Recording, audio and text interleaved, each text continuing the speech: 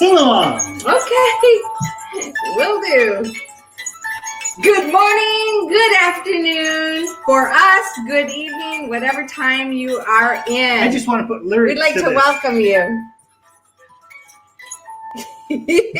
Okay. Here we are, and welcome to Duzie Live. Let's see who will be the first person today to say where they're from in the chat. Hello, we're coming from Tyrone, Georgia. We are home. Looks like there's several people in the house already, so when you get in, just tell us where you are coming from. Rahel, Hi. you're first into the chat space. Bravo to you. And where are you coming from I today? think she's coming from Germany. Christian number 2. We got the Germans. Guten, right off the track. Guten Abend.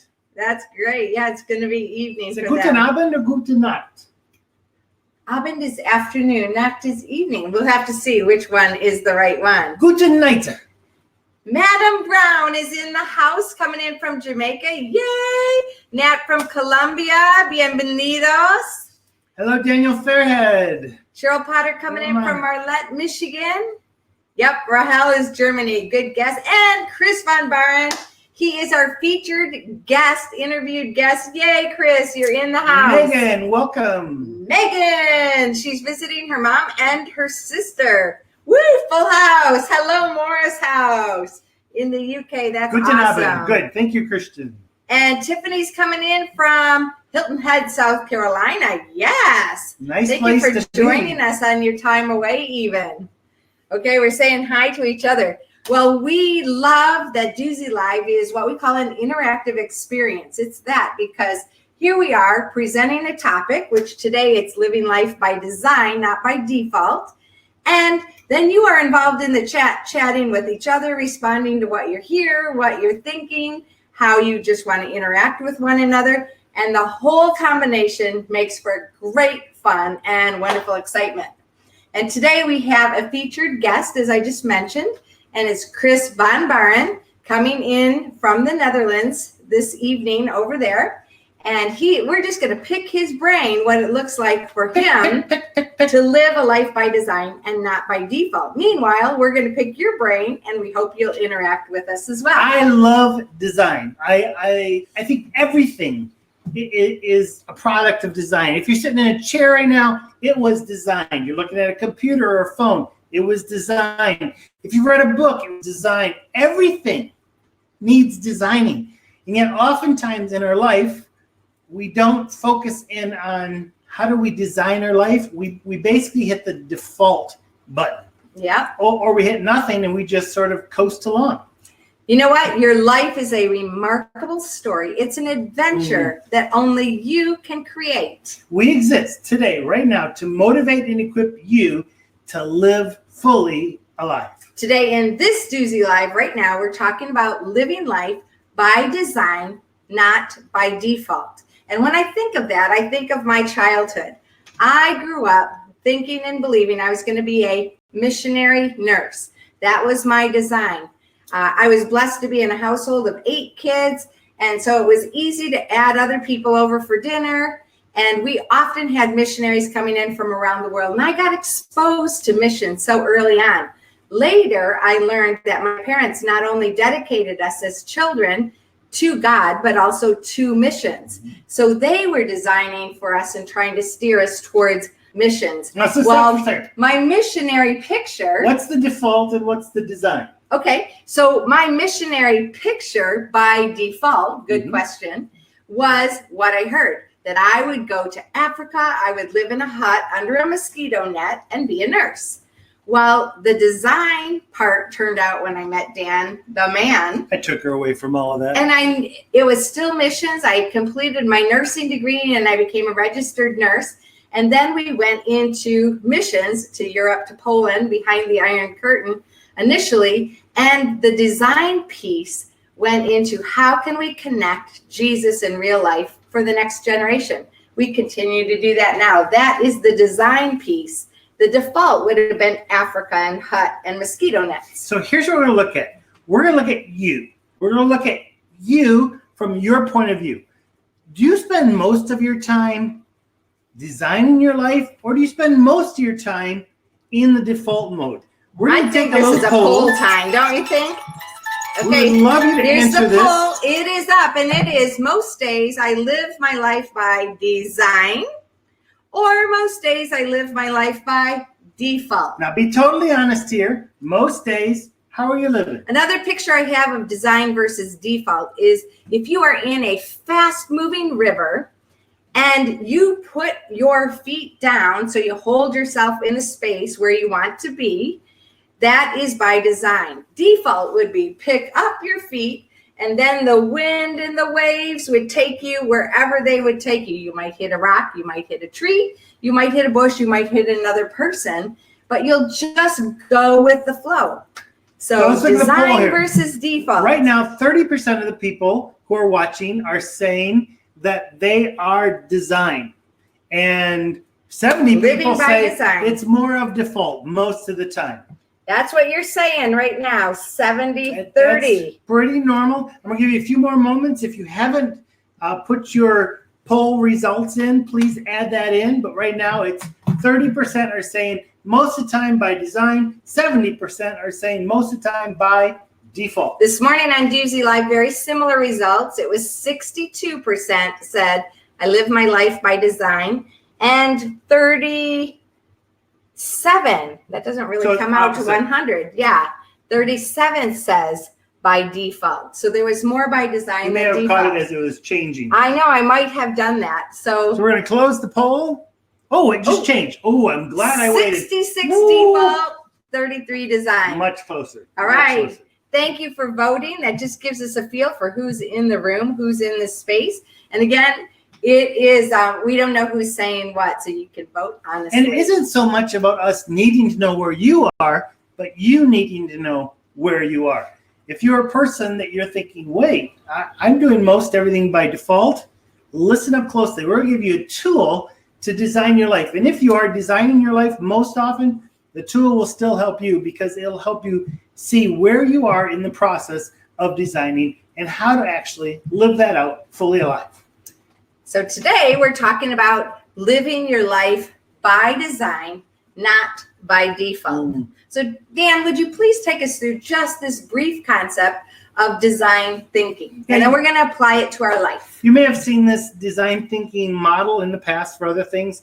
It's used quite a bit. When I was working as a graphic designer for Youth for Christ, oftentimes I use this. When we wrote a book, we used this. Yeah. When I did my magic shows when I was a kid, I used this idea. We taught this in Magic College. So it starts off with any design has to start off with there's a need. If there's no need, there's no creativity. There's no forward momentum. You start with the need, and then you think, if there's a need, what's the purpose? What's the why?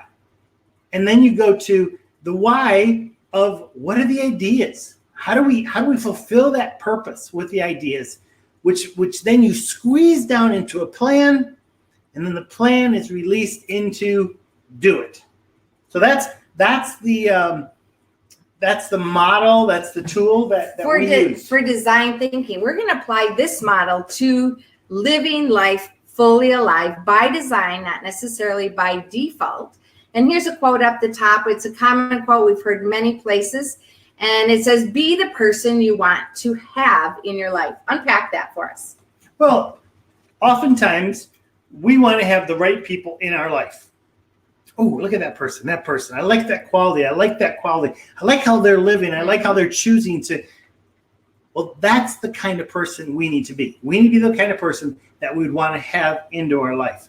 Now, let me just show you a little bit on the tool, and then we're going to jump into it looking more at how does this affect all of us. So Megan asks, do you think one thing is more God-like? I think most people would think by default means that God is in control, so I don't have to be.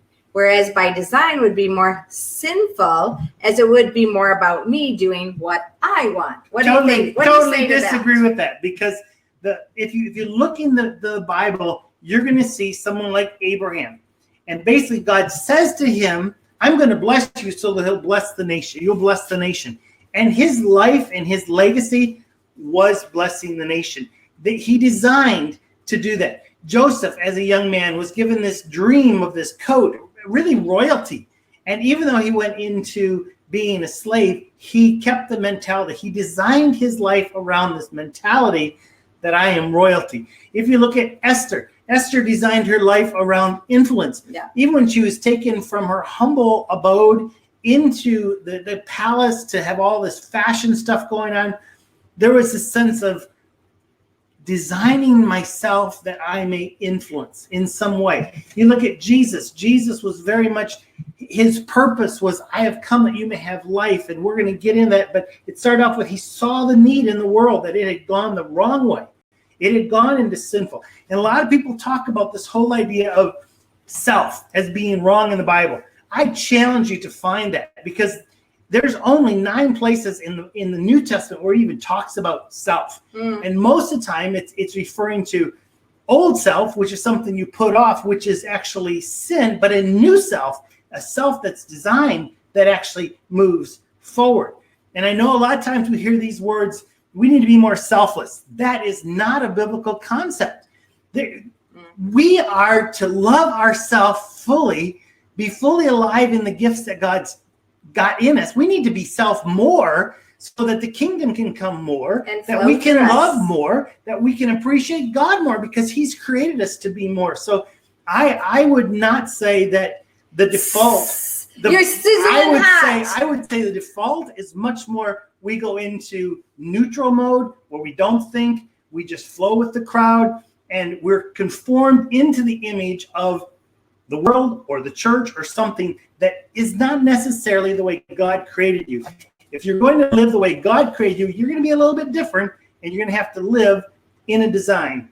And that takes intentionality. Dan's on fire. He's going there. Then that is hashtag far out boom. Thank you for sharing. That's good stuff. Thank you for booming. Hey, this morning I got an email from a lady called Kat Colroy, and she's a business person, and she asks people to think about, and I think this is part of our living by design, what is your soul put on earth for? Like your inner being, the real you.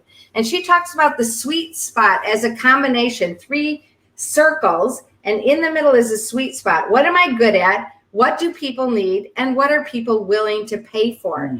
And so in the business world, that's so important. This is another book that we've been looking at for quite a while, and it's called Designing Your Life by Burnett and Evans. And this is what it says right here in the back cover. It says, dysfunctional belief says, if you are successful, you will be happy. But we need to reframe our thinking from Designing Your Life, this book, and basically the concept we're talking about today. True happiness comes from designing a life that works for you. And we're adding the God piece. What does God want? And what works for you, and the combination of those together. And I love this paragraph as well. It says, what exactly is a well-designed life? And it says, it's a rich portfolio of experiences, adventures, and failures that teach us important lessons. That results in hardships that make us stronger and help us know ourselves better. It's a life of achievements and satisfactions. And I like the way it talks about its experiences, adventures, and failures. It's good things and hard things, and they all go together. And it is the experience of trying and merging and tweaking a bit and continuing to go forward. So in a moment, we're going to have Chris come on, and we're going to interview him. But we want to first just show you this model one more time. When I was a young man doing magic shows, I'd get a phone call. And I love these phone calls because it was a church or a civic organization or a school or maybe a birthday party. And they had a need. They had a need for a magician to come to them. So it established, they called me because they have a need for me. But then I would lean into the conversation and try to find out what the purpose is. Maybe it was a youth group, and the youth group wanted to do a special large event for the city that we would share Jesus. All right, I know the purpose. Sometimes it was a birthday party. We want to celebrate our granny who is now 80 years old. Great. That would be the purpose. That would be the why I'm coming there. Once I knew the why, then I would begin ideation. What all could I do? maybe there's 20 different tricks. I want to try this one, or this one would be great, or oh, Granny would love that one. Lots of ideas, but you don't stay out there. You have to, at some point, I have to perform the show. Yep. So I have to take those 20 ideas and think, okay, a great magic show probably has 5 tricks. Much more interaction with the audience, 5 tricks, maybe 6. So I need to squeeze that down. I need to make a plan. The plan of how the magic will go. I'm going to start off with something quick. It's going to grab their attention and go, wow, this guy's good. We're going to go and have a little bit of fun. Then we're going to pop up in the middle and do something that's going to blow their mind, come down a little bit, and end with something they're going to be talking about at the end of the week. Oh, yeah. That's the plan. And then I have to get in my car with my magic stuff, with my curtains, go to the place and do it. You've got to do it. Sometimes people get stuck with all the ideas or all the plans, but design thinking has to end with do it. Okay. Wow, that's great. So magic is going to transfer over to our life. Now, we got a few really hot questions from that discussion that Megan brought up. And so in a moment, Jessica, Christian, we have you coming in. So Chris, we have you coming in, not Christian. Chris, yeah. So Jessica says, wow, Megan, that speaks so much truth to what we think we're allowed. It boxes us in, like we spoke about last week, because she said Abraham got another woman pregnant instead of his wife because he didn't trust God. And I think this is the design life with God's plan. It wasn't God's design. Because he knows us best. But he can use it even when we blow it. That's right. But, and Nat says design gives us a sense of purpose that will carry us through that growth and transformation path with God. Yep. Amen. That's so good. And Daniel jumps in. God wants us to be co-laborers with Christ. So him in control, but as God is not opposed to our own effort, but to our own attitude. Good one, Daniel. Hashtag far out. Good word. Boom. Good word. And Laura says, I love that book. It helped me so much in mapping my life out. Yeah. Designing your life. It's a good one. The interesting thing is we didn't do today because of the book. We heard someone just ask a question in a podcast. Are you living by design or default? We said, we got to do a Duzie live on that. And then when we got home, we saw the book and remembered it and started bringing things together. Yeah, that's right. So Chris is on his way in, and meanwhile, we'll just catch him when he comes. Meanwhile, Dan, unpack these different, is that shape called a hexagon or a sexagon because it has 6 sides? Or a stop sign? That's a stop sign. That's a stop sign. I don't know what it's called. And the problem is, if we're stopped, if we're just defaulting, we need to move past that. And we start off by looking at need. Okay, so tell us about need. So need is that realization that we come together. Did you listen? Okay. We realize, hey, wait a second. I'm doing this just by default. I'm just following what people are telling me to do on Facebook. I'm going to the event and just saying, okay, what do you expect me to be, rather than living fully alive? Mm-hmm. And so we need to decide, are we going to live by design or by default? And 70% of you already said that you are living life by design, and only 30% by default. So you're on the way, knowing and realizing that you need to do that. Now, Chris popped in a second ago, and then he popped out again. So, Chris, if you've been kicked out, try to get in again, because we need you here. I'm here. Can you hear me? Purpose. Why am I alive? Well, that's the big question. And everyone should be asking that. Who am I and why am I alive? What is the purpose of life? Why am I alive? And I think if we don't ask that question, I think we automatically go to default, because we look around and see, well, what's everyone else doing? I look out my window. Okay, then I'll just do that. No, we need to ask, why am I alive? And I don't think it's really the same as everyone. I think you are uniquely created by God on purpose, for a reason, with different personality, different giftings, different talents, different way of thinking, you're different for a reason. And sometimes where it's like, man, we shouldn't embrace that. We should embrace our differences and then use those things to move forward. All right, so it looks like Chris is in the room, but we don't see him anymore. So maybe he popped out. Some of you might see. Hey! Hi, can you hear me? Get on our earphones. Yay, here. Chris, you made it in. I made it in. Awesome.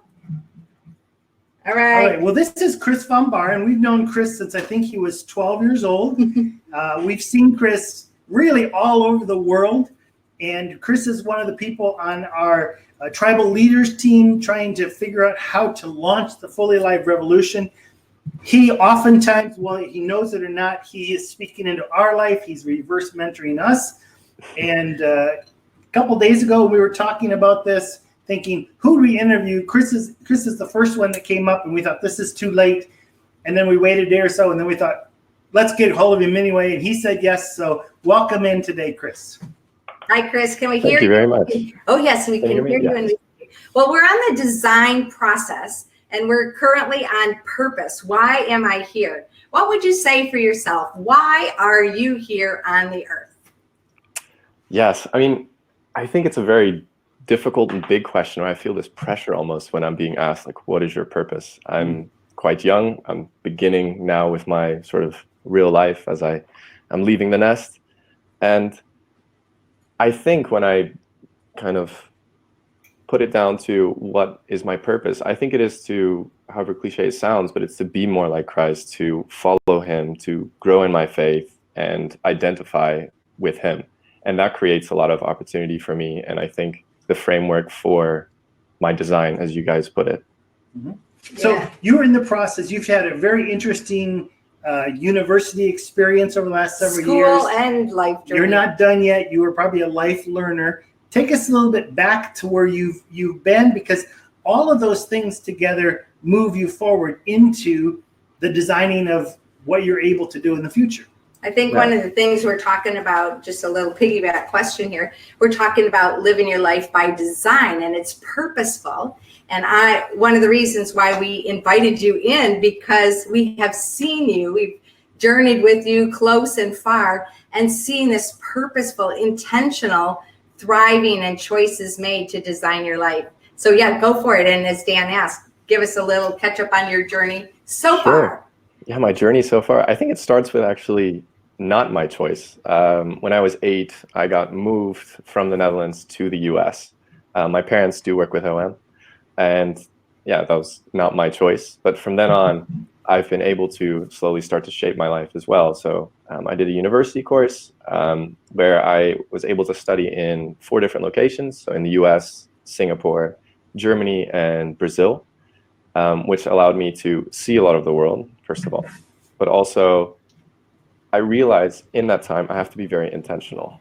And I think this constant changing has made me be intentional, has made me think about, okay, I'm only here for 5 months, for example, on an exchange semester. So how can I make the most out of it? And I think that's one of the reasons that I've been able to reflect and, pursue and maybe think a little bit more broadly and not get into a rhythm as much, is because I constantly have change as well. Mm-hmm. And I think that's a huge leader as well, is just constantly being changing, and leaving a place allows me to think again and reflect. I think, I don't reflect enough, but I think this has forced me to reflect more, moving constantly.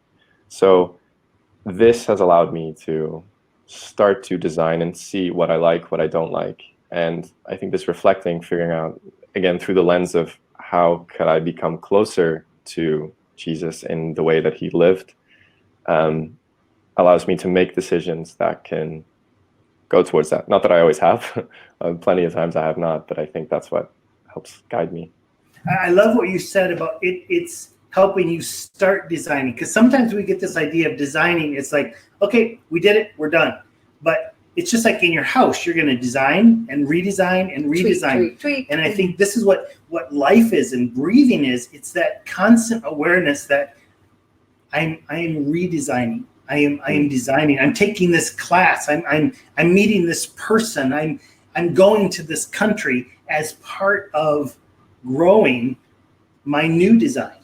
Yeah. So Chris, I hear you talking about like this design, loving Jesus, and you sound very heady, very intellectual, but we know you, and we know that you are such a people lover, and you also love adventure. So could you just paint your personality, your character, so we can just attach ourselves a little bit more strongly to you? And if you don't mind, also some of your challenges you're currently facing personally. Sure. How I describe myself, sometimes I say I'm a bit of a jack of all trades a little bit. And I think the most difficult question I often, or if someone asks, is what are your passions or hobbies? Because I realize actually I don't necessarily have, I like reading and I like, sports and I like music, but there's nothing I'm fully in. So I've decided, however cliche to say, is my passion is people. So if someone has a very big interest, I like people. Yeah. And that gives me energy. I'm an extrovert. I need my own time, but just learning from others and asking questions and fostering conversations, which I think has helped moving cultures and realizing that people are very different than me and that I can grow from them, has given me some, I think that's kind of a little bit my personality, is definitely a people person. Some of my challenges recently, I think all of us in this group have been struggling with coronavirus and changes and, from different scales. I think I can always compare my situation to others and think, oh, it's actually not that bad.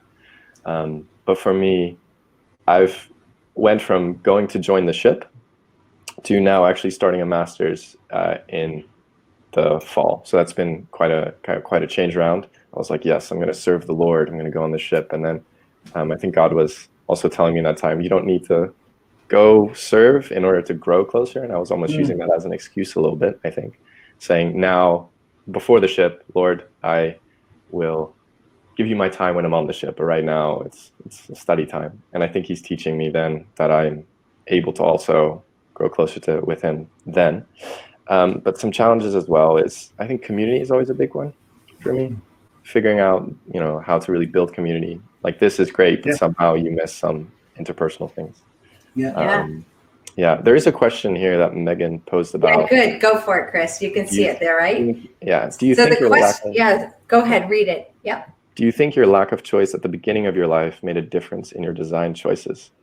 I've never had someone ask me that question before. Good question. Good question. Go, Megan. I think it's definitely made a difference in my life just because it uprooted me kind of completely. I've had a wonderful opportunity, but it still changes a lot of things. Where is home is now a question that's very difficult for me because my parents 2 years ago moved back to the Netherlands, but the Netherlands is not really my home. The US is not really, although I sound like an American. So I think it definitely has made a difference in my design choices.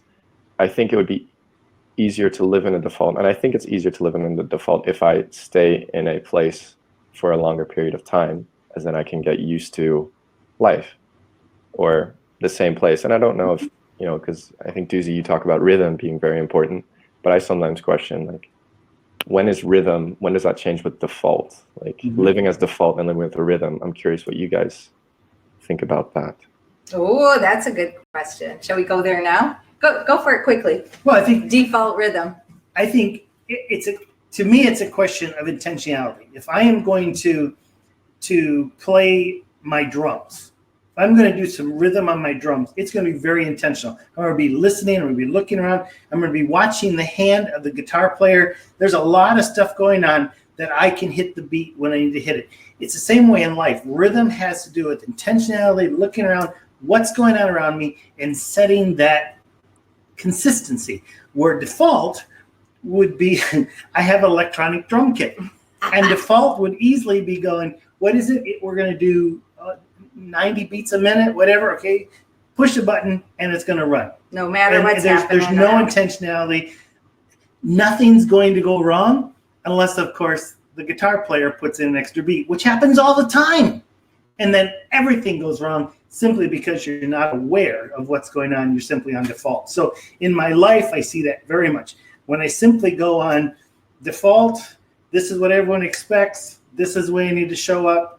Someone changes along the way and I don't get the memo, everything crashes. Where I'm intentionally realizing I'm designing my life today as if it was my first day, as if it was my last day, and I live fully alive in that. So to me, there's a big difference in that. Chris, Megan says, ooh, I like that Chris kid challenging Duzie. Whoop, whoop. Nice. Questions from Chris always have good results. Thank you. We talk about his questions for days. Keep him coming. Megan wants to do a piggyback one. Another question to Chris. Do you find that a lot of your decisions are influenced by your family and the choices they have made to be in missions and wanting to not upset or disappoint them? My master's is in strategic management, by the way, in the question before. But And your undergrad is what?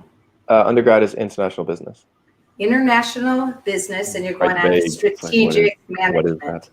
Yeah. Yeah. I think in some ways, yes, because I think a lot of times you live kind of off of the coattails of your parents initially, and I think often growing up, I was the good kid. I had most things figured out, and I think in some ways it was also, people had this expectation on me, not necessarily my parents, but just around that I also thought I had to match up to that. So I think that led to pride and my choices probably being influenced.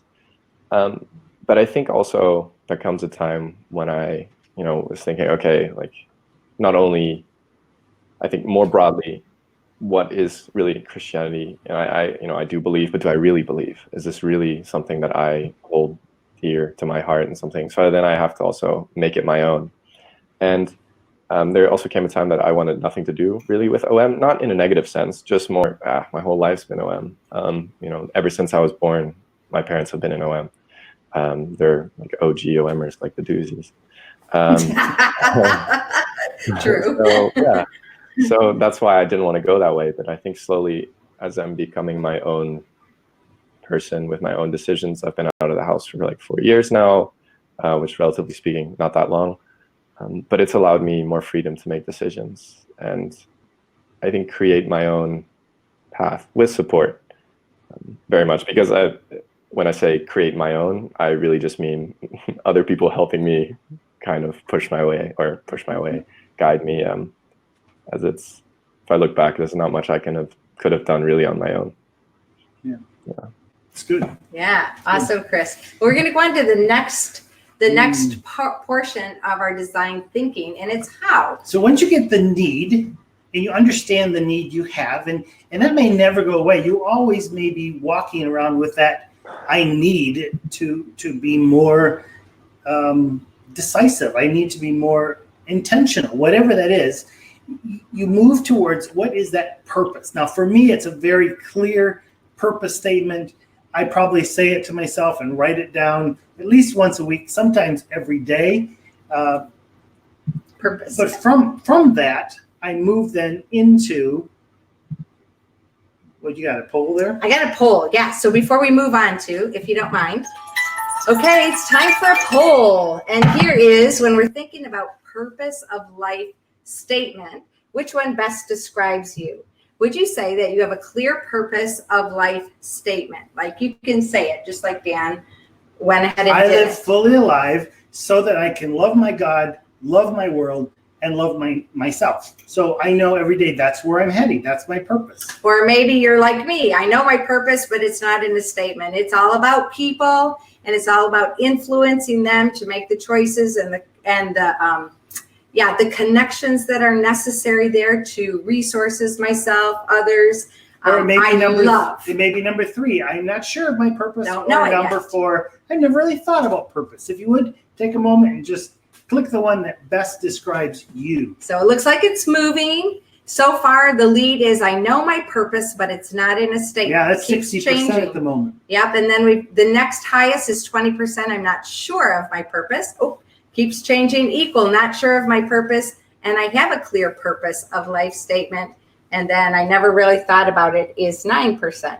So, keeps changing, doesn't it? I feel bad for those of you who need lots of time to think through these things because That's we're where moving we're at fast. the moment. But it keeps changing, right? And we were ready to close it this morning, and it just changed dramatically. So Wow. So we'll leave it for a moment. 61% of you know your purpose, but it's not in a statement. Then 15, I have a clear purpose, and I'm not sure of my purpose, and 7% I've never really thought about my purpose. And part of the Fully Live Revolution, which we're going to talk about later, is we're going to help everyone really define for themselves, not for us, but for themselves, what is my purpose, and actually put it into a statement that becomes a guide for decisions, for even motivation and focus in their life. So we're going to carry on and keep hearing from Chris, but if you wouldn't mind, write in the chat if you know what your purpose is if you've got your statement, put it out there. If you know the general concept of it, pop it right in there into the chat space, and we'd love to have a look at that. We got a few in little comments. bit. Maybe we should take a couple comments before we move on Okay. to ideas. Okay, so Megan's mom loves your parents. Just put that out there, Chris. She's figured out who you are and who are your parents. There we go. It's in the family. Daniel says, in software engineering, there's a big discussion between waterfall planning, make a plan at the beginning, and everything cascades out of that, and agile development, where you're constantly reevaluating, checking in, making sure the key most important points are achieved, and that you're not getting too far down the wrong path. Waterfall is a lot more massive project failure prone, agile, harder to measure and manage. Chris, what say you about that? Yeah, I'm familiar with Agile, and it's very much just having these quick meetings as well. And it's a little bit like design thinking, where you quickly try to solve obstacles that are in your way to continue on with the project. And yeah, it's measuring and managing. Yeah, no, I agree. Snaps. Probably times for both of them, but Yeah, but you're flowing more like agile. That's kind of where you currently are. I think I have to be. I think, Yeah. yeah. I mean, the world's changing. so We're quickly. definitely there. We're agile. we're I like really waterfalls. innovative. I like waterfalls a lot. But Yeah, I'm we more like to agile. hike to the waterfalls. And then be agile. Yeah, there we go. Megan says, I only have a clear purpose of life when I'm with Duzie. Okay, I'm Well, feeling come the on, love. girl. The rest of the time, I forget it. It's much easier when you're having a good net who are all about your purpose and living fully alive. That's exactly right. It is important, your choice of people who you're around. Chris, you were just telling me earlier about you popping back into your home that's not your home. What kind of people choices are you making? People choices. Yeah, because I don't know very many people here. So I moved when I was 8. So I have kind of 2 friends that I've kept in contact with over 14, 15 years. But yeah, I've just actually had a meeting with someone. So I heard from, he's a guy from church. He met with my dad, and he was saying that he's found some difficulty meeting people his age that also want to, have a heart to want to grow closer to God, but struggle with that as well. And I'm, kind of in a similar situation. I want community. So we actually just had coffee to meet each other kind of for the first time. It was kind of weird, like not weird, but felt a little bit like a date, but then, one day. So that was nice. And I don't know, I think it's very much intentionality. And again, as well with coronavirus, I'm not able to contact people in person. So, but a lot of people I know are home. So it's actually been fairly easy to maintain a schedule with like Bible studies with other people that I know in the States or in Germany. So that's a benefit as well, or to me has been very good, because I can talk to people that I know are good for me and that I want to talk to, and that have time, I think, now as well due to this. Yeah. And you go to Germany tomorrow? I go to Germany tomorrow. Yeah. Yes. Yeah, so this is people by design, I'm hearing you say. So we're getting a lot of comments up here. I know, Dale, you've said something. Megan, we just want to talk about ideas for a few moments, and we're going to jump into that, because I think some of these ideas may answer. I know, Dale, you asked the question about patterns and rhythms. Habits can go in that that category as well. Oh, a habit by definition is something you end up doing without ever thinking about it. You come to a place where it's like breathing. You don't have to think about it, you just breathe. Where a rhythm is a certain pattern that you set in your life. There are multiple patterns you can choose from. Just even this tool that we're giving, it is a pattern that you can follow, but there's probably hundreds of them. But you then choose what rhythm will you follow. And so for me, I've chosen the rhythm of following this. So I think a rhythm is much more dealing with your choice. A pattern, like in a quilt, there is more than you can ever count. But you can't do all the patterns at once. If you've ever seen a drummer trying to do 2 patterns at once, it's chaos. You choose one pattern, at least for a moment. And then maybe you could choose another one, but a rhythm. You choose that for a moment. Elaine just popped an idea here about purpose. I think it's also important to know how to verbalize your purpose when your net isn't always nearby or can't always speak with, to have ways or design aspects in place that will keep your purpose thriving. Yes. No matter if you have those right people around you or not. And hopefully, as Chris just described, you're choosing people that are in line with where you're designing and where God really wants you to go that will support that. So I want to get back to Chris for a moment. The next step is ideas. You have a purpose of your life. It's vague. You're growing. You're designing your life. You end up coming out of college. You've been university. You've been to all these places, and then did you just have one idea of where to go next, or did you have a lot of ideas and then you sort of juggled them, and then came to a conclusion that your master's would be in this? What was your process there? Yeah, it's.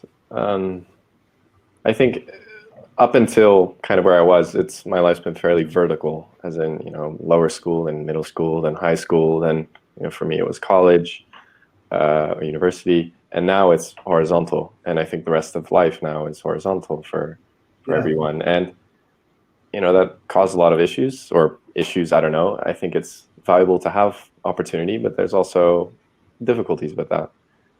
So ideas. So I was talking to someone, because sometimes I feel quite difficult making decisions. Not that I can make a decision, but if I think, is this a good decision? Mm-hmm. And someone told me that kind of the 3 C's, that, how do you know something that God is saying you should do this? And the guy said, there's choices, there's a conviction, and a calling. So you feel convicted to do something, you can feel called by God. Or there's a choice where you may not actually have a full yes, or you feel a certain way that God's really pulling you, but you just pray about it, make a wise decision, and choose. And I think up until this point, it's been choosing with doors opening and closing. So I've considered work. I was initially considering work, actually in the US. So I've been applying since September, different places, and then had a company that said yes, but coronavirus, so no. And so then I graduated, then I moved to the Netherlands, and then I was maybe looking for a job here, then a master's thing, so I just applied. And if I look now where I am, I've applied, I've been accepted, doors are opening that I never would have considered 3 months ago. I never thought I'd actually be back in the Netherlands. I also had a job offer in the US that I declined before leaving, another one. So it's, for me, my decision process is very much thinking much about it, asking lots of people, and praying. And many doors have been open and closed. And I thought, I'm quite a planner, so I plan a lot of different things. And I think it's been very nice and very comforting for me for a rejection letter to come in some ways, because then I know, okay, that's not the way to do. Yeah. That choice is out of there. Okay, I have a few more. I mean, I love that diagram about the vertical. Yes. This is the choice, this is the choice, but then the horizontal. I mean, I've seen that in my life, just hearing God's direction for our life. There are times where he's been so specific. Here's what I want you to do next. Here's what I want you to do next. But then in my life, there came this horizontal, and I've never been able to put an image with it. Yeah, that picture is great. Where basically I'm like, well, what do you want me to do now? And he's like, what do you want to do? Choices. And it's like, well, I would love someday to work at Disney World for a little bit. I would love to be an Uber driver for a little bit. I would love to be a pastor in Las Vegas. I would love all these things. And what I feel he's saying is, well, we'll do it. Because once you come to that place where he's living in you, the kingdom goes wherever you go. And it's not so much where he's playing this chessboard where it's like, if you don't go to this college at this moment, at this time, my whole plan for the universe is just going to be messed up. It's like, no, I just want you to live me wherever you go. And I love that picture of the horizontal plane, because I see over the last several years, that's where God has met us. And really he's like, well, what do you want to do? Go ahead. We're sort of late bloomers. You're catching it now, and it took us this long to get there. Well figure it out. Yeah, and I've seen also with my decisions sometimes for what I'm studying or where I might go with a career. There's like the Christian hierarchy of jobs that we all subconsciously think a little bit, or I do, or I did at least. where you have missionary at the top, and then pastor, and then like carpenter, and then slowly as you get down, it's like lawyer and banker or something like that. And because I was thinking, okay, so I have these gifts, I can study. I don't necessarily want to be a missionary in Africa. And I was just thinking also that was a bad thing. And that's also where, through a book and through different people, I realized, like God wants me to use these for his glory. That doesn't mean I have to be a pastor or a missionary and raise my own support, because that doesn't seem very attractive to me. And that's also very encouraging because it's freeing for me then. And then this is something we're hitting a lot in the Fully Alive Revolution, because people do get that mentality that God has this sort of Christian order. But yet when you look at society, there are 8 sectors of society that he wants to move into those 8 areas. And I think in most people, he's put one of those 8 areas in their life so they will influence that way. I mean, that focused target area. If you go and you move into Africa, that's wonderful. But there's also a great need in the local bank to be a person of integrity, to make people feel loved. So we're going to talk about that in 2 or 3 weeks here on Duzie Live, and it's definitely a part of our Fully Alive Revolution. So pause that one, because we're going to get there. That's that one we could go on forever, and I think we will. Jump into the chat. Nat says, the purpose must be able to speak louder than motivation, because oftentimes we will lack it. Yeah. And Elaine dittos that and says, motivation can be hard to keep going. I understand. Sometimes it's a blessing when our purpose can speak above and beyond our motivation to help us find momentum again. Oh, momentum. I love that. And Laura says, honestly, it's such a prayer. God, if it's not you, let them reject me, your rejection letter, like you talked about, or close that door, because many times we feel like we have way too many options. And Megan's not vertical or horizontal. She's just a random bunch of squiggles. I love that. Well stated there. Sometimes we're feeling that way as well. And Laura says, you're speaking to my soul. I don't want to raise support, but I want to live life on mission. And this can only be done when you live by design. Yeah. I mean, the whole idea. Thank you for sharing, guys. The whole idea of future missions and support is very much in question. It's a very interesting study. And so I think more and more people are going to have to realize my life is on mission. I am working, I am making an income so that my life will show up in some place. And I think that's much more of the pattern that I think the next generation will look at, where the pattern in the past has been, if you want to go, you have to raise the money. I think the pattern is switching, and we're going to see that in our lifetime. Yeah. So we're going to jump into the next part. Make a plan. I think, Chris, you've already been talking about this. So you get the ideas, you get the ideas, you make some choices, we make a plan. In this particular phase of the design thinking model, it's really important that fail forward. And I really like what I was reading off of this book here. It's experiences, adventures, and failures, hardships that make us stronger and help us know ourselves better. So it's achievements, satisfactions, dissatisfactions. And just like we were talking about, sometimes rejection letters help us know, oh, that's not the way to go. But in the same way, sometimes when we try something and we put a plan into action and it fails because it's not a good fit for us, or if it fails for any other reason, then we just reverse and keep going. Well, the main 3 reasons that we don't make a plan, something that stops us, are fears, procrastination, or self-doubt. Mm-hmm. Let's look at those just briefly. We talked about fears versus courage a number of weeks on Duzie Live. Fears can paralyze us. We can be frozen by them, and we can't even make any movement whatsoever. Procrastination, I'll do it later. That also keeps us from action. And self-doubt is really a big one. I don't trust myself, and maybe I don't have my people around me to support me going forward. I'm just not sure, so we don't do it. Let's jump in here with Chris.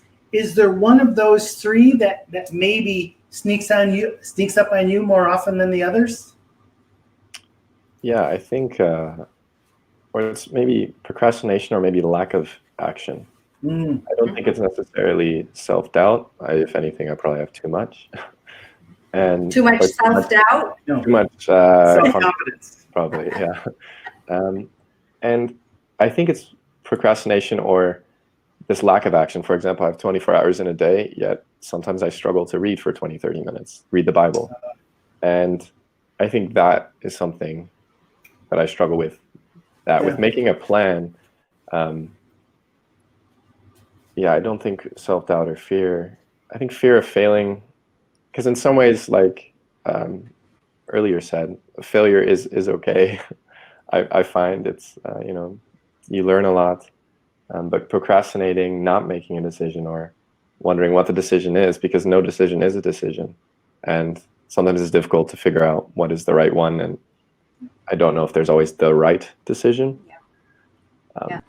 I mean, failure actually makes the best stories. If you ever read a story and there's no conflict, there's no failure, you're going to not read it. Matter of fact, they won't even make the book out of it. You read the Bible, it is so many stories of failure. If that person wouldn't have failed, their story wouldn't have been put in the Bible. It's just so much a part of our life, and we do embrace it.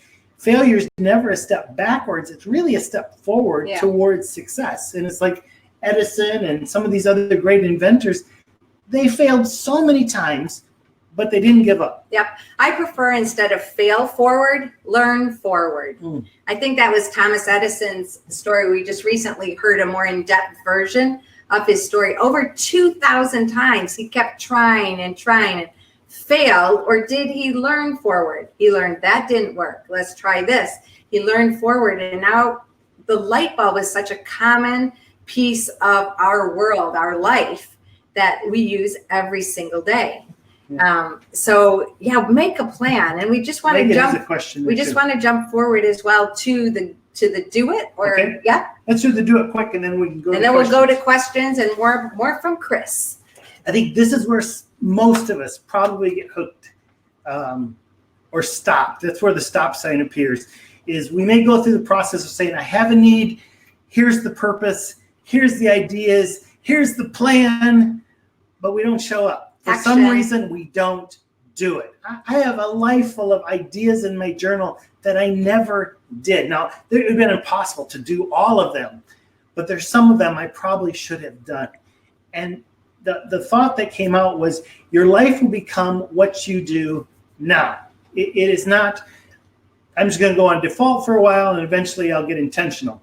Yeah. What you do right now will create what your life will be in the future. Yeah, and so this is the whole idea when we're looking at this design in your life. You start with the need, purpose, you get the ideas, and I love the horizontal, vertical, however squiggly lines it comes, and then you make a plan, but then you don't get stuck there. You do it. There's the action piece of it. And currently our theme of this year is called Courageous Imagination. And it is the combination of imagination or faith forward plus courage, taking those action steps to go for it. Failing forward, learning forward, whichever way we want to do it. Well, let me ask Chris something. In the process of you saying, I'm going to go get a master's. Now, to me, that sounds like a lot of hard work. It sounds like maybe something I wouldn't want to do. What was it that motivated you to do it? What's motivating you to say, I'm going to get on that bus every day or that bike every day or train and go get my master's? What's the dynamo there? Yeah, it's a good question. I don't know if it's also partly my personality. I like to, or the way I grew up, I always like to I don't want to sit around. And I am fairly academic, so I enjoy learning. And now it seemed like a good time to do it, and everything kind of clicked. So I don't know if there's really a main, the dynamo or the drive behind it. I enjoy it, and it's also something to do. I enjoy, there's a nice time to sit around, but also I get a lot of joy out of feeling productive. And I know that's not necessarily always a good thing, because then I can place my value on how much I do, not necessarily me just being. But yeah, it seems a fairly easy answer for me to do. Yeah. And I think this goes with the design. You understand your design is you enjoy learning, you enjoy academia. That's you. you can see the possibilities, the doors that'll be open if you get your master's in this area, and that whole who you are and that you are in touch with who you are says this seems like a great next step for me. Future oriented, definitely. Yeah, Well, that's great. Yeah, that's great. So we've got the design in your life. Don't forget, Jesus said, I've come that you may have life and have it to the full. So when you're designing your life, to be like Jesus and figure out what your full life. Chris has been talking a little bit about that. I wish we had hours more to pick your brain about what that looks like. I would love to do a Duzie Live just on how ridiculous it is to say I should be selfless, but I won't go there. It's not God's way. We need to be self more so that we have more to give. But we'll get to that later. Yeah. So as a result of that design thinking process, now what? So here's a few steps for you. Ask yourself, am I living by design or default? Well, 70% of you here today who are live said by design. Those of you who are by default, you might want to choose the design and take steps towards that. Step 2, begin to think about your purpose or clarify your purpose in each one of your steps forward. And step 3, let us help you with your ideas, your plan, and how to do it. And that's part of the Fully Alive Revolution. And we will talk more in the next few weeks. The next 5 weeks, we're moving towards opening up the membership for the Fully Alive Revolution. I'm going to tell you right now, we're only going to accept 40 people. That's it, because there's going to be very intensive coaching and small groups and a half hour of training, intensive training to help you design your life, to help you explore your life, to help you open it up to the possibilities, to maybe get rid of some of the stuff that's been stopping you, take a hold of things that are going to get you going. And so that the Fully Alive Revolution is going to start in September and it's going to go to forever. So just let you know that's coming to forever. And so if you're interested, you need to send us an email and get on a list that we will quickly send you some information over the next couple weeks, so that if you want a place in this is going to be the learning experience. People going through it are going to teach us. We're going to teach them. That probably it's only going to be open twice a year to even go through the Fully Alive Revolution. But this first one's a trial. We're gathering 40 people that are really interested in living fully alive. So if you're interested, send us an email to connect@duzie.com and we'll put you on that list. Or just respond to this email that got you hooked up to this particular Duzie Live. Yeah, so thanks for that. Chris, back to you. Megan's got another Chris question. Did your family teach you about failure? Did you see that question there? I did. Whether deliberately or intentionally, we don't always learn about failure because we're lined up to be perfect. Yeah. I think I've learned, I think both my parents have talked a lot about brokenness, and because that's also the reason I think for that we need Jesus is look inside and look how broken we are. And if we think we're perfect, or I think it's quite easy to think that because we are serving the Lord and look at us. I say us, but I'm really talking about my parents. But I think I've definitely learned about failure and through the brokenness of life. And so when I see these mega church pastors or someone big like fall down or have a scandal or make a mistake, it does make sense. It's sad, but it makes sense because we are broken people. And that's, more of a reason for a savior that we have. Good. Wow, good. What else would you like to say to us, Chris, about living by design versus default as you've experienced life so far? Yeah, I think it's been difficult for me to live somehow by default. Because, I don't know, that's at least how I see it, just with how I was raised. It's been kind of forced to make a decision. And it's also, I am a planner, so I like to plan. And so design has been very intentional with my friendships, relationships. I think often I've heard the phrase, show me your friends and I'll show you where you end up. It's also who I'm surrounded by and the decisions that I've made. Hashtag far out. Boom. That's a good one. It's not mine. It's a good one. We'll keep it. That's been good. So I thought it was a very good question in the beginning about, is default bad? And I think somehow after you discussed, I think default is equal to lukewarm. And I think there's been certainly periods of me being lukewarm.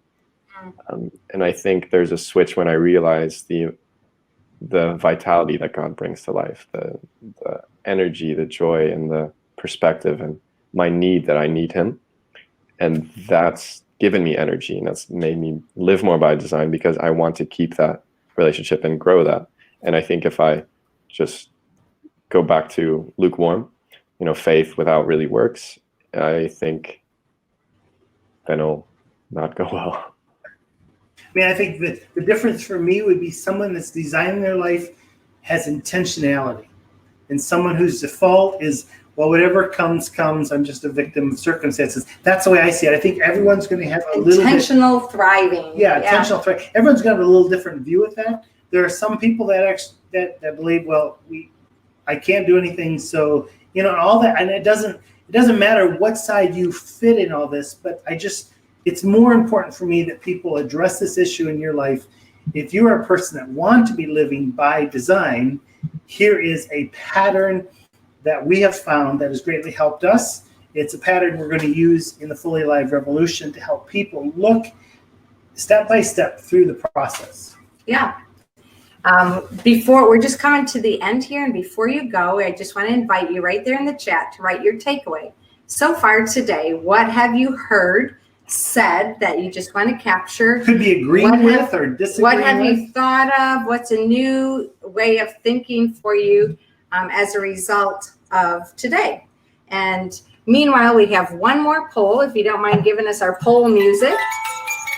Which area is the most difficult for you when you're thinking of living by design? Would it be the ideas, the planning, or the action of doing it? So yeah, if you don't mind just popping that in there, that would be awesome. And for me, it'd be do it.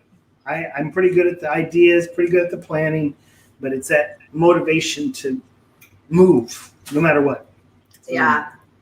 A takeaway from this morning that was really good, I was just looking it up. Michaela from Portugal, she said, be aware of when you are beginning to live life through default and then reevaluate in order to live by design. And that was a far out hashtag by Michaela. Boom. Susie writes these things down. Yeah, it's just really very powerful what you say in these takeaways. So right now in our poll, 45% are planning is the most difficult. 55% are do it is more difficult. Okay. No one has a hard time with ideas. You're my kind of people. Okay, but the ideas are there, but the planning is hard, about half and half. Planning is hard, and the do it is even more difficult. Okay, here's some takeaways.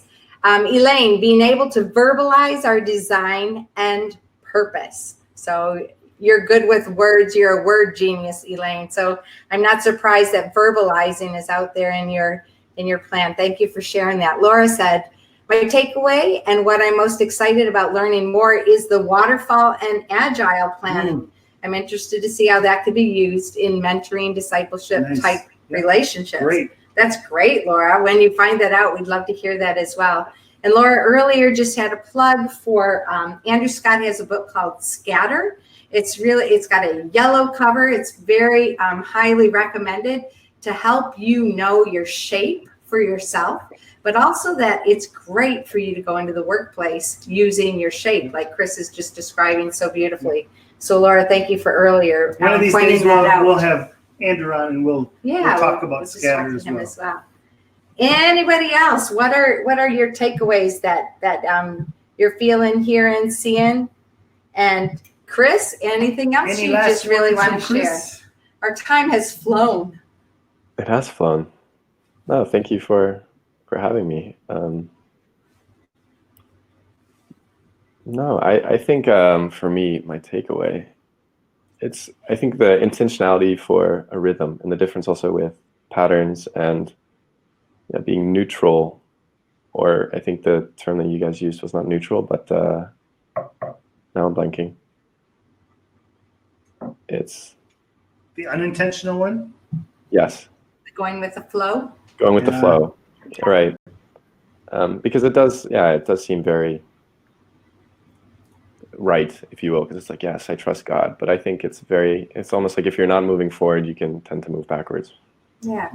And that can happen like in the world, but also can happen with the church, or sometimes that maybe the church is going in a flow and it's not the flow you need to go in. It's not how God's wired you. You need to be aware always of where's the current coming from, and is that the design you have been created for, what you know about yourself. Hopefully all of us are students of ourselves. Yeah. We're looking at what do we love, what do we not love, what gets us up in the morning. Those are the kind of things that we're studying ourselves, that we can design it, that we're moving more and more into fulfilling those roles that we think God created us for. Takeaway for me, 2 of them came from you, Chris. Thank you.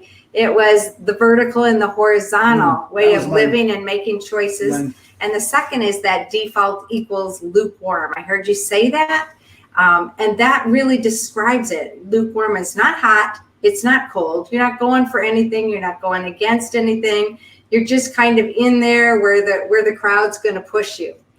And sometimes we do that, being paralyzed by the things that God would have us or not have us do. So the way you describe that as lukewarm helps me, yet again, being intentional in thriving by living my life by design and not by that lukewarm default. So thanks for that. There's been a lot of comments today that we've missed. We'll go back through, we read them all through. But if there's something you really wanted Chris to answer or us to answer right now, please type it in again, because we'll see them. We're going to look at them right now.